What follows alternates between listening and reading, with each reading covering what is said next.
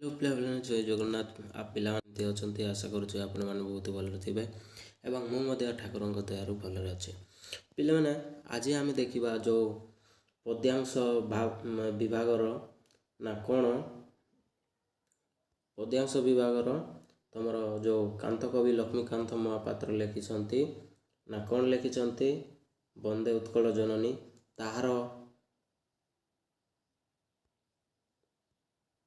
କ'ଣ ଦେଖିବେ ପିଲାମାନେ ନା ପ୍ରଶ୍ନ ଉତ୍ତର ଗୁଡ଼ିକ ଦେଖିବା। ପ୍ରତ୍ୟେକ ପ୍ରଶ୍ନର ଉତ୍ତର ମୁଁ ଆପଣମାନଙ୍କ ପାଇଁ ନୋଟ୍ ବନେଇକି ଆଣିଛି। ଆଉ ଆଶା କରୁଛି ଏହି ଭିଡ଼ିଓଟି ଆପଣମାନଙ୍କୁ ବହୁତ ହେଲ୍ପ କରିବ ଏବଂ ଏହା ତୁମେମାନେ ପଢ଼ିକି ଏକ୍ଜାମ୍ରେ ଯେମିତିକି ଭଲ ନମ୍ବର ରଖିପାରିବ।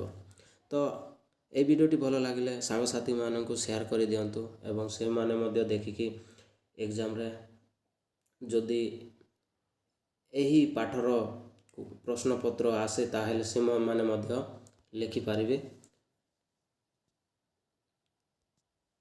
ଏବଂ ଏମିତି ଭିଡ଼ିଓ ଦେଖିବା ପାଇଁ ସିକେ ଓଡ଼ିଆ ଏଜୁକେସନ୍ ଚ୍ୟାନେଲକୁ ସବସ୍କ୍ରାଇବ୍ କରିକି ବେଲ୍ ଆଇକନ୍କୁ ଅଲ୍ କରିଦେବେ, କାରଣ ଯେବେ ବି ମୁଁ ଏମିତି ଇନଫର୍ମେଟିଭ୍ ଭିଡ଼ିଓ ନେଇ ଆସିବି ତାହେଲେ ତୁମେମାନେ ସର୍ବପ୍ରଥମେ ଦେଖିବାକୁ ପାଇପାରିବେ। ତ ଚାଲନ୍ତୁ ଡେରି ନ କରି ଭିଡ଼ିଓଟିକୁ ଆଗେଇବା।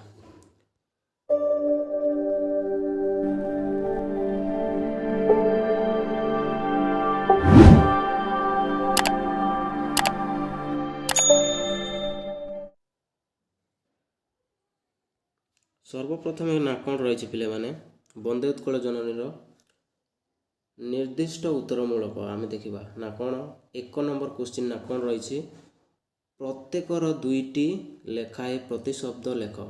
ନା କ'ଣ 1 ନମ୍ବର କ୍ୱେଶ୍ଚିନ୍ରେ ରହିଛି ମାନେ ପ୍ରତ୍ୟେକ, ଏଠି ତୁମର ଶବ୍ଦ ଦେଇଛି, ସେହି ଶବ୍ଦ ଗୁଡ଼ିକର ନା କ'ଣ 2ଟା ଲେଖାଏ ପ୍ରତିଶବ୍ଦ ଲେଖ ବୋଲି କହିଛି କ୍ୱେଶ୍ଚିନ୍ଟା, ବୁଝିପାରୁଛନ୍ତି ନା କ'ଣ, ଏଠି ପ୍ରତ୍ୟେକ 2ଟି ଲେଖାଏ ପ୍ରତିଶବ୍ଦ ଲେଖ, ପ୍ରତ୍ୟେକ ଶବ୍ଦର 2ଟି। ନା କ'ଣ, ଶବ୍ଦଟି ପୟୋଧି ଦେଇଛି, ତଟିନୀ ଦେଇଛି, ସମୀର ଦେଇଛି, ଭୂଧର ଦେଇଛି, ଉଟଜ ଦେଇଛି। ତ ଏହାର ପ୍ରତିଶବ୍ଦ 2ଟି ଲେଖା ଆମେ ଦେଖିବା। ନା କ'ଣ କ'ଣ ଦେଖିବା, ପ୍ରଥମ ଶବ୍ଦ ଦେଇଛି କ'ଣ, ପୟୋଧି। ପୟୋଧି ମାନେ କ'ଣ ପିଲାମାନେ, ନା ସମୁଦ୍ର।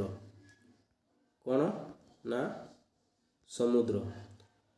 ତ କ'ଣ କ'ଣ ହେବ ଏହାର ପୟୋଧିର ଅର୍ଥ କ'ଣ ନା ସାଗର, ସମୁଦ୍ର, ବାରିଧି। 2ଟା ଲେଖିବାକୁ କହିଛି କିନ୍ତୁ ମୁଁ 3ଟା ଆପଣମାନଙ୍କୁ ଲେଖିଦେଇଛି। ପୁଣି କ'ଣ ଆଉ ଗୋଟେ ଶବ୍ଦ ଦେଇଛି କାଣା, ତଟିନୀ। ତଟିନୀ ମାନେ କ'ଣ ପିଲେ, ସରିତ, ନଦୀ, ନଈ, ତମେ ଯାହା ବି ଲେଖିପାରିବ, ବୁଝିପାରିଲେ କି। ଠିକ୍ ସେଇଭଳି ସମୀର କହିଲେ କ'ଣ ପିଲାମାନେ, ନା ପବନ। ଦେଖ ସମୀର କହିଲେ ସମୀରଣ, ପବନ, ମରୁତ ବା ବାୟୁ, ଏହା ମଧ୍ୟ ତୁମେ କହିପାରିବ। ପୁଣି ଆଗକୁ ବଢ଼ିବା। ନା କ'ଣ କ'ଣ ଅଛି ଆଗକୁ,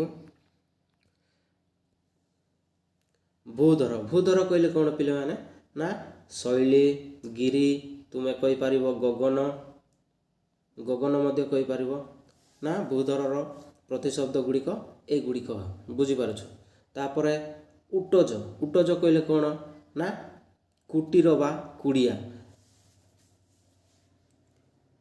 ମୁନି ଋଷିମାନେ ଯେଉଁ କୁଡ଼ିଆରେ ବା ଯେଉଁ କୁଟୀରରେ ରୁହନ୍ତି ତାକୁ ଉଟଜ କୁହାଯାଏ, ଏଟା ମାନେ ମନେ ରଖିଥିବେ। ଅରି କହିଲେ କ'ଣ ତୁମେମାନେ ଜାଣିଥିବ, ଶତ୍ରୁ ବା ବୈରୀ। ଏବେ 2 ନମ୍ବର କ୍ୱେଶ୍ଚିନ୍ ଦେଖିବା। 2 ନମ୍ବର କ୍ୱେଶ୍ଚିନ୍ରେ କ'ଣ ରହିଛି, ନା ନିମ୍ନଲିଖିତ ଶବ୍ଦ ଗୁଡ଼ିକର ବିପରୀତାର୍ଥବୋଧକ ଶବ୍ଦ ଲେଖ। ନା କ'ଣ, ନିମ୍ନଲିଖିତ ଶବ୍ଦ ଗୁଡ଼ିକର ବିପରୀତାର୍ଥବୋଧକ ଶବ୍ଦ ଲେଖ। ନା କ'ଣ କ'ଣ ସେ ଶବ୍ଦ ରହିଛି ଏବଂ ତା'ର ବିପରୀତାର୍ଥବୋଧକ ଶବ୍ଦ କ'ଣ କ'ଣ ହେବ ତାହା ଏବେ ଆମେ ଜାଣିବା। ଶୁଭ୍ର। ଶୁଭ୍ର କହିଲେ କ'ଣ ପିଲାମାନେ, ନା ଧଳା,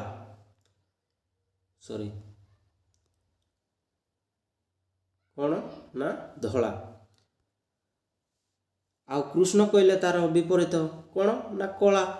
ଠିକ୍ ଘନ କହିଲେ ଘଞ୍ଚ ବି ହେବ ଆଉ ମୋଟା ମଧ୍ୟ ହେବ। ଠିକ୍ ସେହିପରି ପତଳା କହିଲେ କମ୍ ବା ହାଲୁକା। ଠିକ୍ ସେହିପରି ସୁନ୍ଦର, କୁତ୍ସିତ ବା ଅସୁନ୍ଦର। ପବିତ୍ରର କ'ଣ ହେବ ନା ଅପବିତ୍ର, ଯେଉଁଟା ପବିତ୍ର ନୁହେଁ। ପୁଣ୍ୟର କ'ଣ ହେବ ନା ପାପ। ଜଣେ ପାପରୁ ମୁକ୍ତ ପାଇବା ପାଇଁ ପୁଣ୍ୟ କୁହାଯାଏ, ତ ତାର ଉଲ୍ଟା ଯଦି ହୋଇଯାଏ ବୋଲେ ପାପ ସରିଲା। ଠିକ୍ ସେହିପରି ଆଗକୁ ଦେଖିବା, ଆଗକୁ କ'ଣ ରହିଛି ନା ଦର୍ପିତ କହିଲେ କ'ଣ ଭୀରୁ, ଯିଏମାନେ ସାହସିକ ବୋଲେ ସାହସ ଯାହାର ଥାଏ ତାକୁ ଭୀରୁ କୁହନ୍ତି। ଠିକ୍ ସେହିପରି 3 ନମ୍ବର କ୍ୱେଶ୍ଚିନ୍ ଦେଖିବା ନା 3 ନମ୍ବର କ୍ୱେଶ୍ଚିନ୍ରେ କ'ଣ ଦେଇଛି, କେତୋଟି ଶବ୍ଦ ଦେଇଛି ତାହାକୁ ବାକ୍ୟ ରୂପରେ ପରିଣତ କର ବୋଲି କହିଛି। ନିମ୍ନଲିଖିତ ଶବ୍ଦ ଗୁଡ଼ିକୁ ବା ମାନଙ୍କୁ ନେଇ ସାର୍ଥକ ବାକ୍ୟ ରଚନା କର। ନା କ'ଣ କେତୋଟି ଶବ୍ଦ ଦେଇଛି ତାକୁ ସାର୍ଥକ ବାକ୍ୟରେ ପରିଣତ କର ବୋଲିକି କ୍ୱେଶ୍ଚିନ୍ କହିଛି। ତ କ'ଣ କ'ଣ ସେ ଶବ୍ଦ ରହିଛି ଏବଂ ତାକୁ ଆମେ ସାର୍ଥକ ବାକ୍ୟ ରୂପରେ ପରିଣତ କରିବା। ପ୍ରଥମ ଶବ୍ଦଟି ଦେଇଛି ବିଧୌତ। ବିଧୌତ ଅର୍ଥ କ'ଣ ନା ଧୋଇବା। ତ ବାକ୍ୟରେ ପରିଣତ କଲେ କ'ଣ, ମହୋଧତି ଶଙ୍ଖ କ୍ଷେତ୍ରର ପାଦ ବିଧୌତ କରୁଛୁ। କ'ଣ ଅର୍ଥାତ୍ ଶଙ୍ଖ କ୍ଷେତ୍ର କହିଲେ କେଉଁଟା? ପୁରୀ। ସୁଶୋଭିତ କହିଲେ କ'ଣ, ଯାହା ଶୋଭା ପାଇବା ସୁନ୍ଦର ଦେଖାଯାଏ ତାହାର। ତାଳ ତମାଳ ବୃକ୍ଷରାଜି ଦ୍ୱାରା ଚିଲିକାର କୂଳ ସୁଶୋଭିତ ହୁଏ। ଯେମିତି ଆମେ ବନ୍ଦେ ଉତ୍କଳ ଜନନୀରେ ଦେଖିଛି ନା କ'ଣ, ପୂତ ପୟୋଧି ବିଧୌତ ଶରୀର ତାଳ ତମାଳ ସୁଶୋଭିତା ତୀର। ଯେଉଁ ନଦୀ ତୀରରେ ଯେଉଁ ତାଳ ଗଛ ତମାଳ ଗଛ ଦ୍ୱାରା ଯେଉଁ ପରିବେଶ ଦ୍ୱାରା ଅତି ସୁନ୍ଦର ରୂପରେ ଶୋଭା ପାଉଥିଲା, ଠିକ୍ ସେହିପରି ନା ତାଳ ତମାଳ ବୃକ୍ଷରାଜି ଦ୍ୱାରା ନା କ'ଣ ଚିଲିକା କୂଳର ସୁଶୋଭିତ, ଅର୍ଥାତ୍ ଚିଲିକାର ସେହି କୂଳଟି ଅତି ସୁନ୍ଦରଦାୟକ ଦେଖାଯାଉଛି। ତାପରେ ଆଉ କ'ଣ କ'ଣ ରହିଛି ନା ଆଉ ଗୋଟେ ରହିଛି ତୁମର ରାଜିତ। ରାଜିତ କହିଲେ କ'ଣ, ଯେଉଁଠି କ'ଣ ରହିଥାଏ। କପିଳାସର ଚତୁଃପାର୍ଶ୍ୱ ବନାନୀରେ ରାଜିତ, ଅର୍ଥାତ୍ ବିଭିନ୍ନ ରଙ୍ଗ ବା ଯେଉଁ ବନାନୀରେ ମାନେ କ'ଣ କହିଲେ ଯେଉଁ ଚିତ୍ର ଦ୍ୱାରା ସୁନ୍ଦର ଦ୍ୱାରା ରଚିତ ହୋଇକି ଯେଉଁଟା ରହିଛି ତାହାକୁ ରାଜିତ କୁହାଯାଏ। ବୁଝିପାରୁଛ?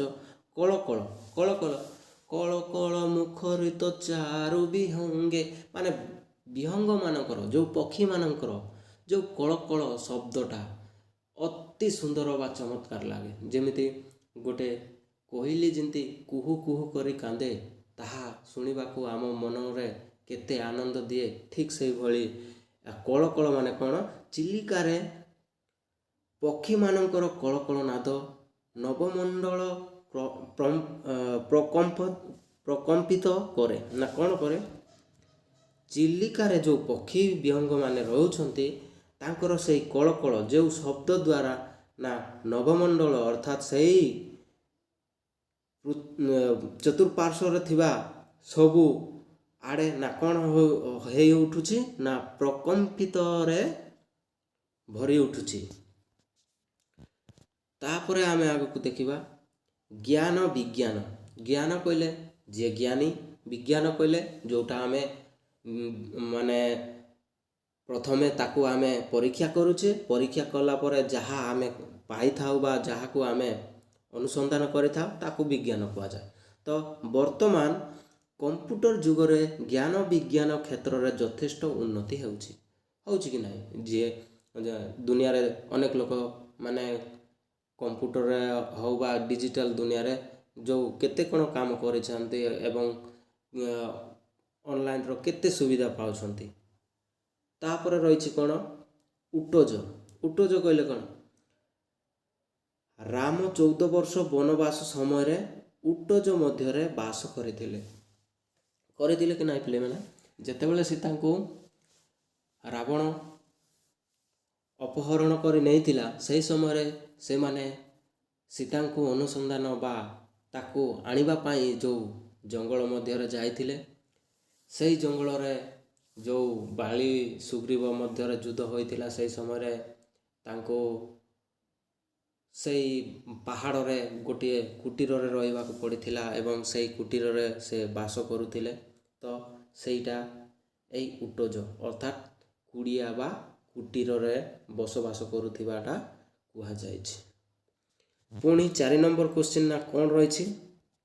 4 ନମ୍ବର କ୍ୱେଶ୍ଚିନ୍ ରହିଛି ପିଲେ, କଳ କଳ ପରି ଆଉ କେତୋଟି ନା 5ଟି ଧ୍ୱନ୍ୟାତ୍ମକ ଯୁଗ୍ମ ଶବ୍ଦ ଲେଖ। ଯୁଗ୍ମ କହିଲେ କ'ଣ? ଯେଉଁଟା ସମାନ ଥାଏ, ଅର୍ଥାତ୍ ଏଠି ଦେଇଛି କଳ କଳ ଅର୍ଥାତ୍ ସମାନ ସମାନ ଶବ୍ଦ କି ନାହିଁ, ତ ସେଇଟାକୁ ଯୁଗ୍ମ। ଯେମିତି ଫର ଫର, ଘନ ଘନ, ସର ସର, ଟର ଟର, ଝର ଝର, ଠିକ୍ ଏଇଭଳି ଶବ୍ଦ। ତାପରେ ଦେଖିବା 5 ନମ୍ବର କ୍ୱେଶ୍ଚିନ୍। 5 ନମ୍ବର କ୍ୱେଶ୍ଚିନ୍ ତୁମର କ'ଣ ରହିଛି ପିଲେ? ନା 5 ନମ୍ବର କ୍ୱେଶ୍ଚିନ୍ ରହିଛି, ପଠିତ କବିତାର ଅବଲମ୍ବନରେ ଶୂନ୍ୟ ସ୍ଥାନ ପୂରଣ କର। ତୁମର ଯେଉଁ କବିତାଟି ରହିଛି, ସେଇ କବିତାରେ କେତୋଟି ପଦ ରହିଛି, ସେ ପଦର ଗୋଟିଏ ଗୋଟିଏ ଶବ୍ଦ ତୁମର ନା କ'ଣ କରିବ? ପୂରଣ କରିବ।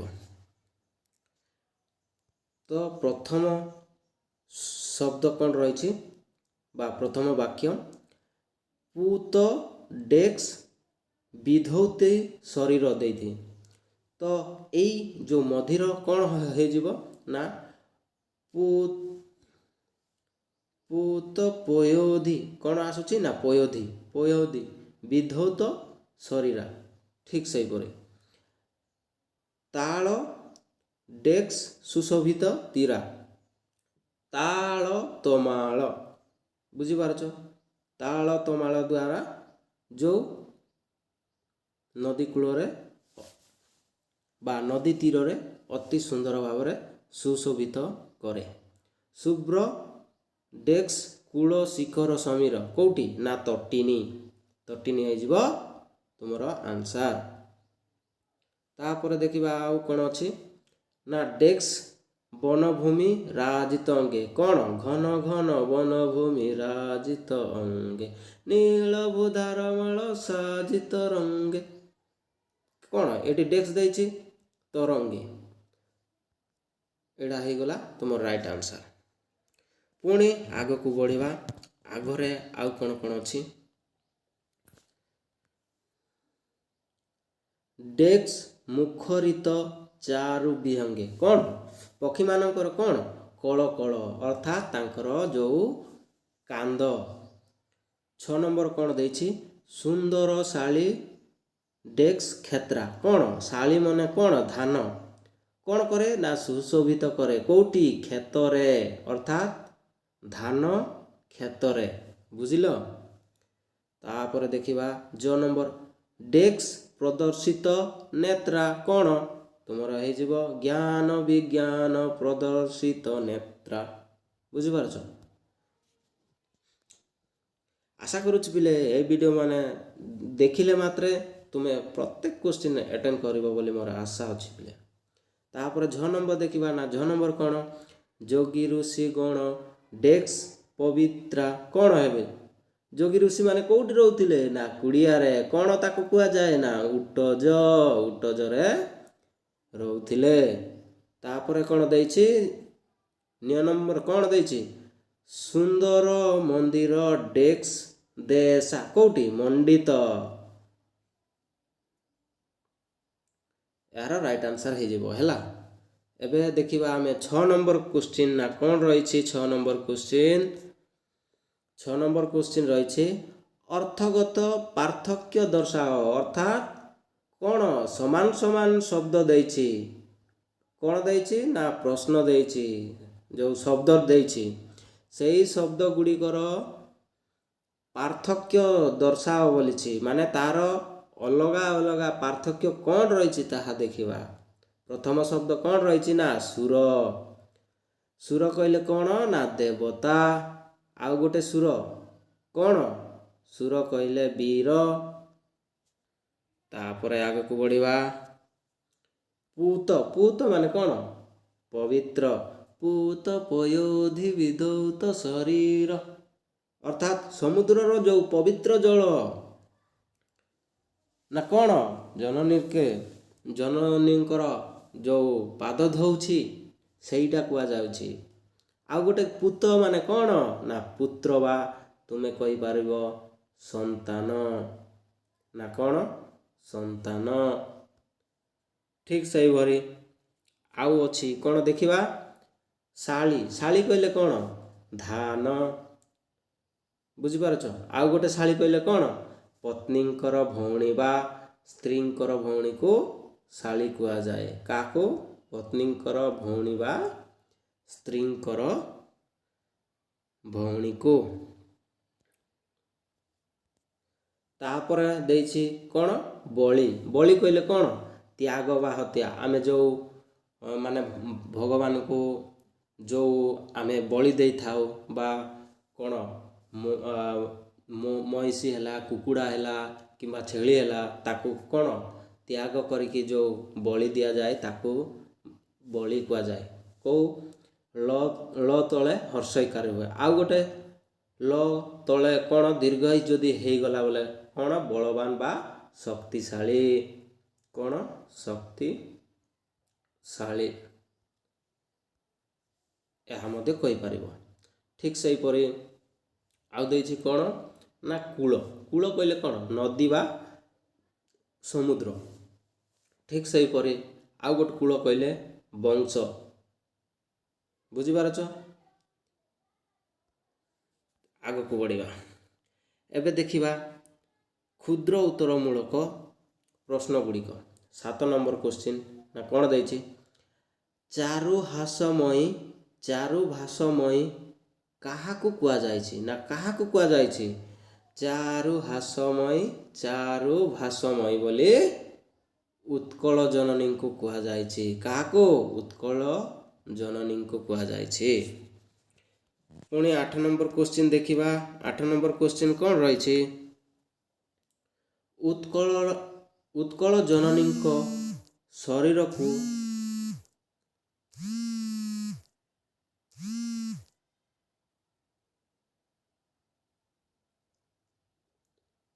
କିଏ ଧୋଇ ଦେଉଛି? ନା କିଏ? ତୁମର ସମୁଦ୍ରର କ'ଣ? ପବିତ୍ର ଜଳ ଧୋଇ ଦେଉଛି। ବୁଝିପାରୁଛ?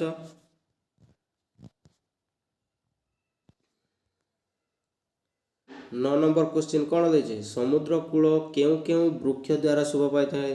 ତୁମେ ଜାଣିଥିବ ନା ତାଳ ତମାଳ ବୃକ୍ଷ ହେଉଛି କି ନାହିଁ? ସମୁଦ୍ର କୂଳ ନା କ'ଣ? ତାଳ ତମାଳ ବୃକ୍ଷ ଦ୍ୱାରା ସୁଶୋଭିତ ହେଉଅଛି ବା ଶୋଭା ପାଉଛି। ଉତ୍କଳର ଆକାଶ କାହାର କଳକଳରେ ମୁଖରିତ? କ'ଣ?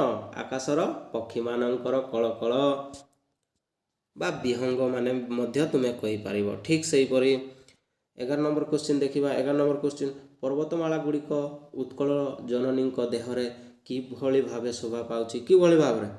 ନା ପର୍ବତମାଳା ଗୁଡ଼ିକ ଉତ୍କଳ ଜନନୀଙ୍କର ଦେହରେ ନୀଳ ତରଙ୍ଗ କ'ଣ? ନା ନୀଳ ତରଙ୍ଗ ସଦୃଶ ଭଳି ଶୋଭା ପାଉଛି। 11 ନମ୍ବର କ୍ୱେଶ୍ଚିନ୍ କ'ଣ ରହିଛି? 12 ନମ୍ବର କ୍ୱେଶ୍ଚିନ୍ ଦେଖିବା। କେଉଁମାନଙ୍କର କୁଟୀର ଦ୍ୱାରା ଉତ୍କଳ ପବିତ୍ର ହୁଏ? କେଉଁମାନଙ୍କ ଦ୍ୱାରା? କେଉଁମାନେ ବଣ ଜଙ୍ଗଲରେ ରହୁଥିଲେ? ଋଷିମାନେ ହେଲା। ମୁନି ଋଷିମାନେ କୁଟୀରରେ ରହୁଥିଲେ, ଯାହାଦ୍ୱାରା ପବିତ୍ର ହେଉଥିଲା। 13 ନମ୍ବର କ୍ୱେଶ୍ଚିନ୍ କ'ଣ? ଶ୍ରେଷ୍ଠ କବିମାନେ କାହାର କୀର୍ତ୍ତି ବନ୍ଦନା କରନ୍ତି? କାହାର? ନା ଉତ୍କଳ ଜନନୀଙ୍କର। ବୁଝିଲ? ଏହା ଥିଲା ତୁମର ପ୍ରତ୍ୟେକ କ୍ୱେଶ୍ଚିନ୍ର ଆନ୍ସାର୍। ଆଉ ତୁମର ଯେଉଁ ସରଳାର୍ଥ ରହିଛି ପିଲାମାନେ, ସେହି ସରଳାର୍ଥକୁ ତୁମେ କିଭଳି ଭାବରେ ଲେଖିବ ତାହା ମଧ୍ୟ ମୁଁ ଗୋଟିଏ ଲେଖିଦେଇଛି। ତୁମେ ଏଇଭଳି ଲେଖିଲେ ଯେକୌଣସି ଶିକ୍ଷକ ହୁଅନ୍ତୁ ବା ଯେଉଁ ଏକ୍ଜାମିନର ହୁଅନ୍ତୁ, ସେମାନେ ତୁମ ଖାତା ଭ୍ୟାଲୁଏସନ୍ କରିବା ସମୟରେ ପ୍ରତ୍ୟେକ आंसर जदि तुमे इभली भाव रे लेखिछ ताहेले से माने टोटाली मार्क कौन करिवे ना काटी पारिबे नाही, बुझिले, काटी पारिबे नाही। एठी मु भल भाव रे बुझाई देछि ना कौन पूत टाइडा संक्षिप्त पद्यांशटी बंदे उत्कल जननी शीर्षक कवितारू आनीत किंबा गृहीत लेखिब। आलोच्य प्रसंग रे कांत कवि लक्ष्मीकांत महापात्र उत्कल जननींकर प्राकृतिक सुषमार वर्णना करिसंते ना कहार उत्कल जननींकर प्राकृतिक सुषमा। उत्कल जननींकर मेघमकला सदृश परिवेष्टित करिथिबा समुद्रर पवित्र जलधारा तांकर शरीर को धोई हेउछि। एही प्रदेशर समुद्र और नद नदी कूल ताल तमाल परि असंख्य श्यामल वृक्षराजी विद्यमान होई एहार प्राकृतिक ना कौन सौंदर्य परिवर्धित करुछंती। एतिकी लेखिले हे गला पिले माने। तापर तुमे तार विशेष लास्ट क्वेश्चन लास्ट जो वाक्यटा लेखिब सेटा भल भाव बुझिकी से आंसर सारमर्म कौन ताहा परिचय देव। एही प्रसंगटी कविंक सौंदर्य प्राणर परिचय प्रदान करे। तो आशा करुचे ये वीडियोटी आपण मानक भल लगे। तो पुणी मु नुआ एक वीडियो नहीं आसबि जोटा आमर रही मंगल अहिला उषा है कि चिलिकार सायंतन दृश्य ताहा आनिले आपण मैंने देखिए। तो देखिबा पाई चैनल टी को सब्सक्राइब कर रखिंतु। जय हिंद, वंदे मातरम।